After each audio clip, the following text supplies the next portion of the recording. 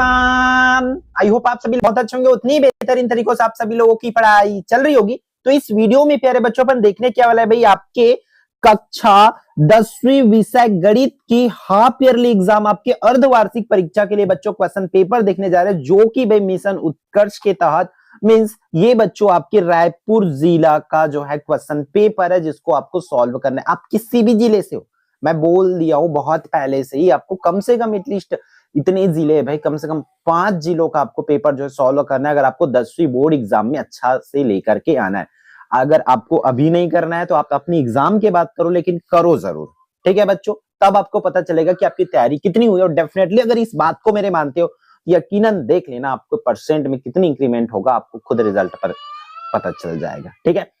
तो बच्चों ध्यान से इन क्वेश्चंस को कर लेंगे। ये भाई ये रायपुर जिला का पेपर जो कि हो चुके पेपर्स है, ठीक है। देखो यहाँ पर पहला क्वेश्चन क्या बोल रहा है भाई, सही विकल्प आएगा आपका दोनों मीडियम के लिए, Hindi and English medium, both medium के लिए, तो इसलिए ध्यान से देखेंगे। पहला प्रश्न क्या बोल रहा है, यदि पी ऑफ एक्स बराबर में एक्स की घात 2 + 3x हो तो पी ऑफ 3 का मान होगा बोल रहे हैं, ठीक है। हम जैसे पेपर सेट किए थे और ये जो पेपर सेट हुआ उसमें 19-20 का फर्क है, बहुत ज्यादा नहीं है, ठीक है।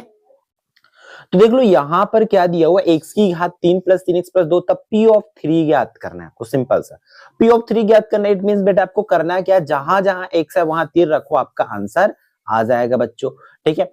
फिर द्विघात समीकरण x की घात 2 + bx + c = 0 को विभेदक होगा, तो विभेदक का सूत्र होता है d = b का वर्ग माइनस में 4 इसी मींस a जो है करेक्ट आंसर है, ठीक है।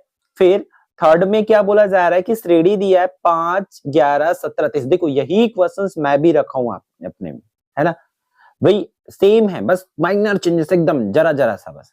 5, 11, 17, 23 का सर्वांतर कितना होगा ये पूछा जा रहा है बच्चों। तो सर्वांतर मतलब आपको दूसरा में पहला को घटा दो, 11 में 5 घटा दो, आपका आंसर आ जाएगा 6। तो वो 6 जो है मतलब D is the correct answer, इसका छठवां सही आंसर हो जाएगा। अगला क्वेश्चन क्या बोल रहा है, यहां पर 8:14 अनुपात में x अनुपात में 28 दिया हुआ है। तो आप लोग यहाँ पर जब इसको सॉल्व करोगे तो इसका आंसर आ जाएगा 16। मुझे शॉर्टकट ट्रिक पता है, आप लोग करके देखेंगे जब बट्टा में लिखने वाला चैप्टर नंबर 5 की क्वेश्चन है, आप लाइव सेशन देख लो एक बार, वहां से आपको पता चल जाएगा। सेम यही क्वेश्चन भी अपन भी रखे भाई, y = 5x + 3 की ढाल होगी, तो ढाल कितना होगा बच्चों, 5 होगा भाई। कहां पर 5, ब पे 5 है, यही इसकी आंसर हो जाएगी। फिर यहाँ पर cos 90 - थीटा का मान होगा, तो मैं क्या रखूं, tan 90 - थीटा का मान होगा, जरा सा अंतर है, ठीक है। cos 90 - थीटा का मान होगा, तो cos 90 - थीटा का बच्चों होता है sin थीटा, ये इसका हो जाएगा। एक वृत्त के अंश माप होता है तो 360 अंश का होता है बच्चों, ये याद रखेंगे। सेम बच्चों यही क्वेश्चंस हमारे भी सेट में, जो कि मैं इनसे पेपर होने के कई दिनों पहले ऑलरेडी आपके लिए वीडियोस बना के रखा हूं, है ना, ऐसा नहीं कि हम पेपर से के बाद रख रहे हैं, है ना। तो देखो दो समरूप त्रिभुजों के क्षेत्रफलों में अनुपात जो 36:7 है, तो यहाँ पर 6:7 इसकी आंसर जो है बच्चों हो जाएगी। इसलिए बोला जाता है कि जो भी क्वेश्चन हमारे चैनल पर आते हैं यूं ही नहीं आते, हमारे क्वेश्चन पेपर से जिला उस चीज को फॉलो करते हैं, जरूरत है आपको फॉलो करने का, डेफिनेटली आपकी रिजल्ट देखने को मिलेगा बेहतरीन आपको, ठीक है। आर त्रिज्या वाले शंकु के आधार की परिधि होगा, ठीक है। आर त्रिज्या वाले शंकु के आधार की परिधि, तो परिधि का सूत्र होता है 2πr, तो ये हो जाएगा बच्चों। फिर यहाँ पर ये वाली क्वेश्चन sin 45 देख लेना, अभी जो पेपर्स डली है, अभी जस्ट करेंट में जो पेपर डाला हूं मैं, है ना, उसको देख लेना और इस सब चीज को मैच कर देना, यही क्वेश्चन सेम टू सेम है। वहां पर बस ये नंबर अलग है बच्चों, ठीक है, ये दोनों आपस में कटेगा, इसका आंसर हो जाएगा अ, मतलब एक इसका सही आंसर हो जाएगा। क्लियर है। फिर आप लोग को फिल इन द ब्लैंक्स करना है। किसी व्यक्ति के सभी साधनों से प्राप्त आय पर जो कर लगाया जाता है उसे आयकर कहलाता है, या आयकर कहलाता है, इस तरीके से। फिर एक समीकरण दिया हुआ है बेटा आप लोग को, यहाँ पर आप देख पा रहे हो क्या दिया हुआ है समीकरण, यहाँ पर कि अद्वितीय हल होने का प्रतिबंध है, तो फर्स्ट इसका सही आंसर हो जाएगा। क्लियर है। फिर नेक्स्ट वन क्या बोल रहा है, थर्ड क्वेश्चन, एक विषम शिक्षा उपकर खाली स्थान पर लगाया जाता है, ये पूछा जा रहा है, ठीक है। एक विषम शिक्षा उपकर, तो शिक्षा उपकर जो है देय आयकर पर लगाया जाता है बच्चों, ये आप लोग याद रखेंगे। चौथा, एक विषम, वो क्वेश्चन जो है ऊपर वाला गलत है, शिक्षा उपकर बस आएगा, जो कि टाइपिंग मिस्टेक हुआ है, बोर्ड ने मतलब जिला ने इस पर गलती की है। एक विषय और एक विषम और एक सम संख्या का योग सदैव एक विषम संख्या को जोड़ लो, विषम संख्या 3 और एक सम संख्या ले लो 2, तो ये एक सम और विषम संख्या का योग हमेशा विषम संख्या होता है, ये आप याद रखेंगे। पांचवा, 5 सेंटीमीटर की रेखाखंड को 10 सेंटीमीटर करने के लिए स्केल गुणक जो है कितना होगा, इस चीज को आपको बता रहे थे। 5 सेंटीमीटर को 10 सेंटीमीटर बनाना है, अब स्केल गुणक कितना होगा बच्चों, 5 सेंटीमीटर रेखाखंड को 10 सेंटीमीटर करना है तो 2 गुना होगा यहाँ पर। या आप उसको जब करोगे तो देखो कितने का मल्टीप्लाई हो रहा है, 2 का हो रहा है, तो स्केल गुणक 2 होगा, ये आप देख लो, है ना। इस तरीके से आंसर आ जाएगा।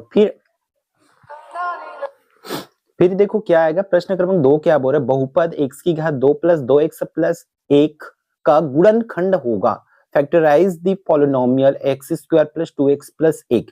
यहाँ पर आपको मध्य पद तोड़ करके जो है हल करने वाला है, आपके प्रश्नवाली नंबर 1 पर है, बहुपद वाला, है ना।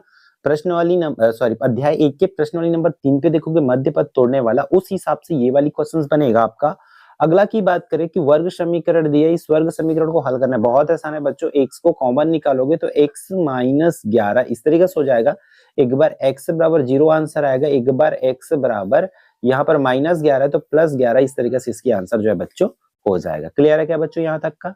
फिर मूल बिंदु से दूरी दिया गया है, तो मूल बिंदु से दूरी, तो दूरी की सूत्र में आपको सिंपल सा मान रखना है। फिर एक अक्ष के समांतर रेखा की प्रवणता ज्ञात करना है। आपको मैं उस वीडियो में बोल ही दिया हूँ कि 3 टॉपिक है बच्चों, मैं आज भी अभी भी इस वीडियो में बोल रहा हूँ, दूरी, प्रवणता और रेखा का समीकरण, तीनों में से 2 टॉपिक आना तय है, इसको ध्यान से करेंगे।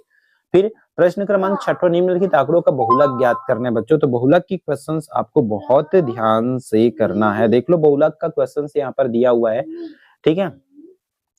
बहुलक जो सबसे ज्यादा बार आया रहता है वही उसकी आंसर होती है। चैप्टर नंबर 16 की क्वेश्चन है, ठीक है।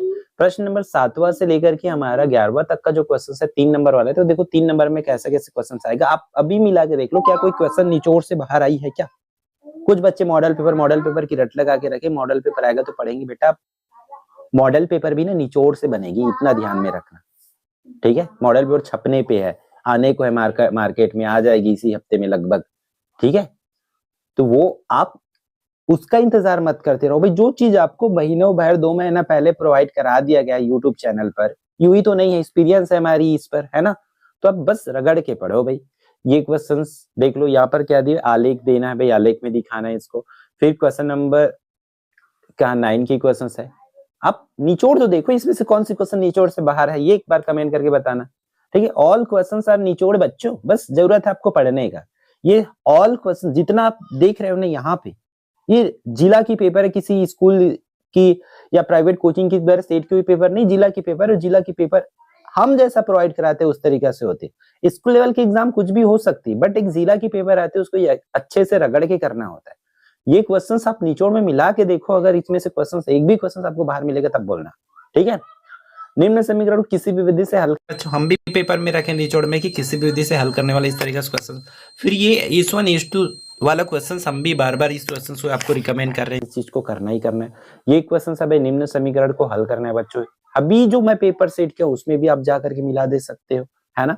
ये सब चीजें आपको देखने को जरूर मिलेगा, इसलिए रगड़ के बच्चों ध्यान से इन क्वेश्चन को करना है। आपको मैं 4 ये से 5 जो है प्रमेय बोला हूँ, देख लो 2 प्रमेय यूं ही छपा हुआ है आपके, है ना। पाइथागोरस प्रमेय ऊपर, नीचे में चक्री चतुर्भुज का प्रमेय है, ये प्रमेय करना है आप लोगों को, ठीक है। ये क्वेश्चन देख लो भाई, अभी जब आप देखोगे तो यही क्वेश्चन जब मैं पेपर सेट किया हूँ अर्धवार्षिक, कभी अभी देखो पेपर जो सेट किया इसमें यही उस चैप्टर से क्वेश्चन उठा, उतने सारे क्वेश्चन मैं सिर्फ यही उठाया हूँ इस पेपर को देखने से पहले, और वही क्वेश्चन इसमें फटाक से छपी हुई है अभी, ठीक है। बहुलक की क्वेश्चन जो है ज्ञात करना है बच्चों। यहाँ पर बहुलक बार बार बोला गया, बहुलक आएगा, माध्यिक का आएगा, है ना। फिर यहाँ पर देख लो, आप चैप्टर नंबर 10 उस पर जाओ, हमारे निचोड़ को देखना, आपको ये क्वेश्चंस देखने को मिलेगा कि ये सिद्ध करने के लिए क्वेश्चन, आप निचोड़ देख लो, एक क्वेश्चन देखने को मिलेगा, 5 तो बताओ, उस 5 में से ये फटाफट उठ रहे। बोर्ड को भरोसा है कि एकलव्य आरपीएस चैनल पर क्या चीजें रिकमेंड कर रहे हैं बच्चों को, बट जरूरत है बेटा आप लोग को करने का, ठीक है। यही चीजें, यही वैल्यू सेम टू सेम आपको वहां पर देखने को मिलेगा। ये आपका अंतःवृत्त और परिवृत्त देम से हो रहा है आना, इसलिए यकीन मान लो और कर लो, डेफिनेटली यहाँ क्वेश्चन आपका बनेगा। और ये आवर्ती और सौदी तो भाई आना तय है, नहीं करोगे तो आपसे बड़ा बेवकूफ पूरे छत्तीसगढ़ में कोई नहीं है, इतना दिमाग में रख लो, ठीक है। तो बच्चों इस वीडियो में इतना ही, फिर मिलते हैं आने वाली इंपॉर्टेंट वीडियो में। जय जोहार, जय छत्तीसगढ़। भाई इन सब चीज की पीडीएफ चाहिए तो आपको निचोड़ बैच, निचोड़ की भाई पीडीएफ मत करना, ऐप में डली हुई, जाकर वहां से बाई आउट कर सकते हो, खरीद सकते हो, ठीक है।